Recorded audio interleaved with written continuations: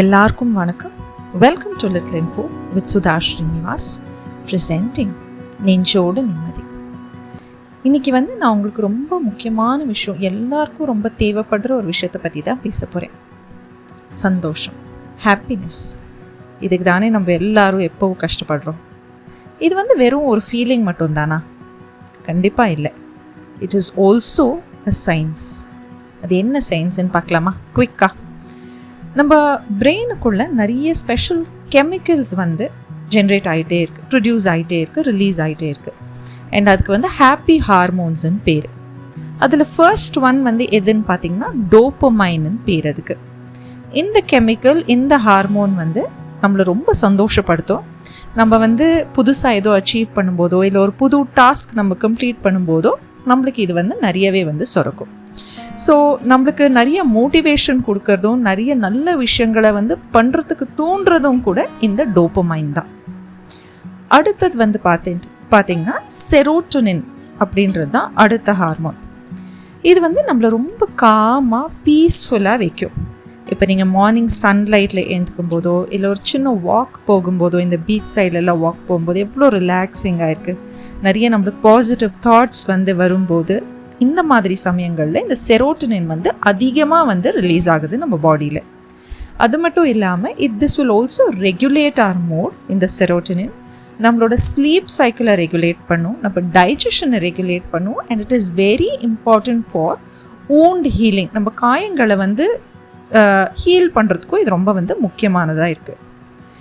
So அடுத்தது பார்த்தீங்கன்னா ஆக்சிடோசின்னு பேர். இதுக்கு கனெக்ஷன் ஹார்மோனுன்னு ஒரு பேர், இன்னொரு பேர் லவ் ஹார்மோனுன்னு கூட இதுக்கு பேர். ஏன்னா இது நம்ம யாரையாவது கட்டி பிடிக்கும் போதோ இல்லை ரொம்ப ஆசையாக பேசும்போதோ இது ஜாஸ்தியாகும்.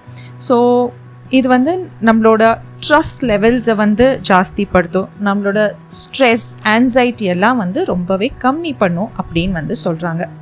ஸோ நம்ம மற்றவங்கக்கிட்ட ஆசையாக பேசும்போது, கைண்ட் வேர்ட்ஸில் பேசும்போது, மற்றவங்க நம்மக்கிட்ட அந்த மாதிரி நடந்துக்கும் போதெல்லாம் கூட நம்மளுக்கு ரொம்பவே இந்த ஆக்சிடோசின் ரொம்பவே ரிலீஸ் ஆகும்.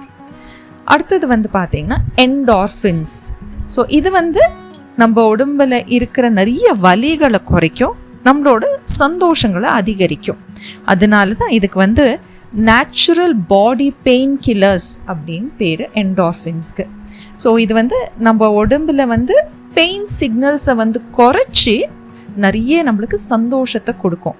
அப்போ இது எப்போ ஜாஸ்தியாக பாடியில் ரிலீஸ் ஆகும்னா நம்ம நிறைய சிரிக்கும் போதும் நிறைய எக்ஸசைஸ்கள் பண்ணும் போதும் இந்த என்டார்ஃபின்ஸ் நிறையவே சுரக்கும் உடம்பில் அப்படின்னு சொல்கிறாங்க.